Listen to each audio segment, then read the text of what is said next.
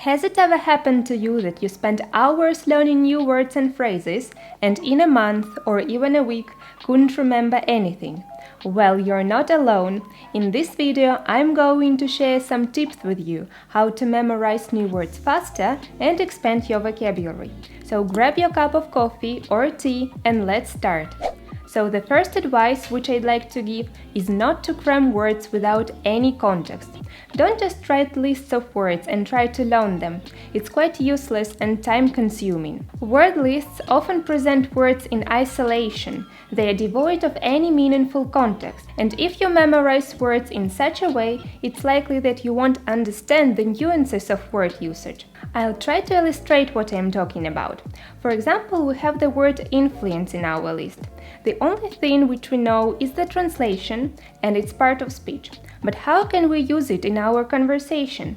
Is it actually possible to say the current situation influences people, or the current situation influences at people, or the current situation influences on people? Which one is correct? So that's why memorizing words from a list without understanding how they are used in real-life situations limits your ability to apply them effectively.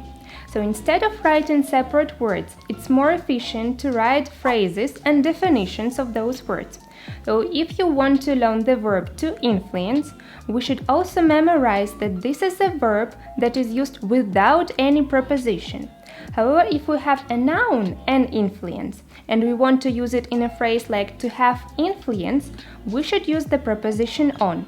For example, her new friend has a good influence on Alice. If you are learning words in English, Spanish, or any other foreign language, why take one word when you can get a whole bunch for free? Instead of learning one root word, you can also memorize its derived forms. It's like unlocking a whole family of words that share the same idea or meaning. Let's take the verb to vary, to be different from each other. Now we write down as many derivatives as we can. So we can start from the noun, variety, variability, then adjectives like various, variable, varied.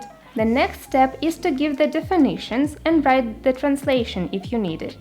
Then I usually try to make up a short story or several sentences using those words and phrases, so that I could understand how I can use them. As you can see, instead of memorizing a bunch of random words, you can learn one root word and its derivatives. I think it's easier to remember such words as you can have the connections and patterns between them. It's like building a vocabulary puzzle. Now that you know that writing never-ending lists of words serves no purpose, we're going to continue talking about how to learn new vocabulary more efficiently. Well, my second advice is to find the method that does the trick. We are all different and unique, and that's why it's important to find the best method that works for you.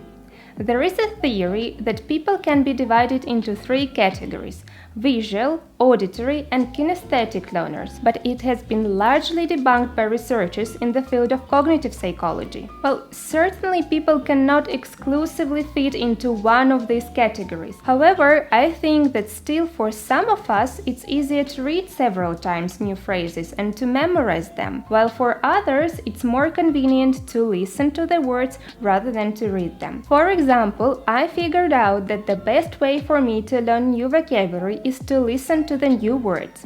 Learning is a complex process, and we can learn effectively using a combination of visual, auditory experience depending on the type of the task and personal strengths and preferences. I guess that it's pretty clear that building a rich vocabulary is essential if you want to become fluent. But why does it sometimes happen that all those new words just go in one ear and out the other? Well, our brain is like a diligent librarian. He carefully puts away useless information, just like we send old clothes and things to the attic. What I mean here is that our brain is a smart machine that filters and prioritizes information.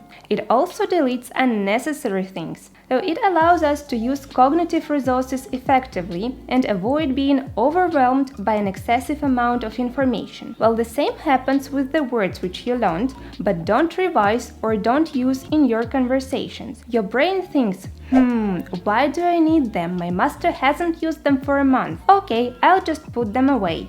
Well, anyway, she won't need them. Well, the next piece of advice is to revise the materials you have already learned. When you see a new word and learn it, this word initially enters your short-term memory.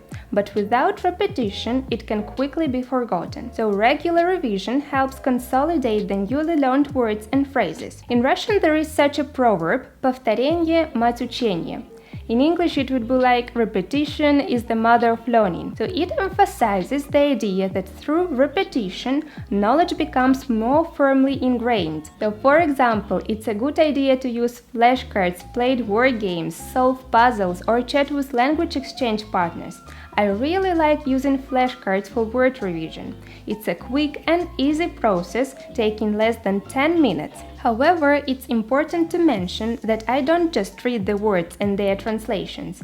Instead, I actively engage my memory by recalling the information before checking the answer. Additionally, I challenge myself to create 2 or more sentences using each word or phrase. Regularly going over what you have already learned is key to becoming a language pro. The fourth advice is connected with the rest. Yeah, you heard it right. Remember yourself doing some physical exercises. After every set of push-ups or plank, you have some rest. If you don't take a break, you won't be able to continue doing the next set of exercises. Well, the same is with studying. It's crucial to give your brain a chance to recharge and get back on track. Learning a foreign language requires mental effort and concentration. It can really strain your brain. That's why it's important to give your brain some break to process and absorb the new information. Just like muscles need some time to rebuild, your brain needs rest to consolidate what you have learned.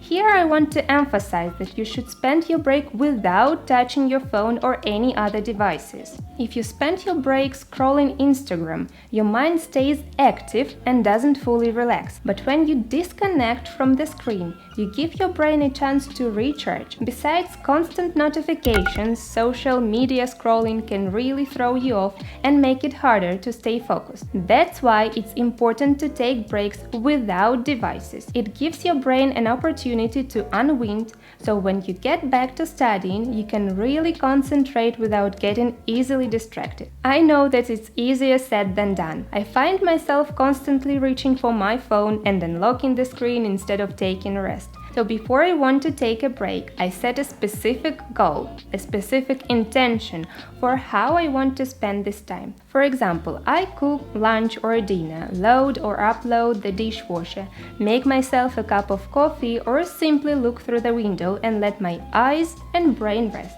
I noticed that if I have a clear goal in my mind, I can redirect my attention toward the planned activity. So I know that this advice isn't connected with learning languages, but I'm sure we all know how attached we are to our phones. So if you want to learn English, you can take a couple of private lessons with me. Use the link to our Instagram in the description below and write to me straight away. If you found this video useful, subscribe to my channel. Thanks for watching and see you in the next video. Bye!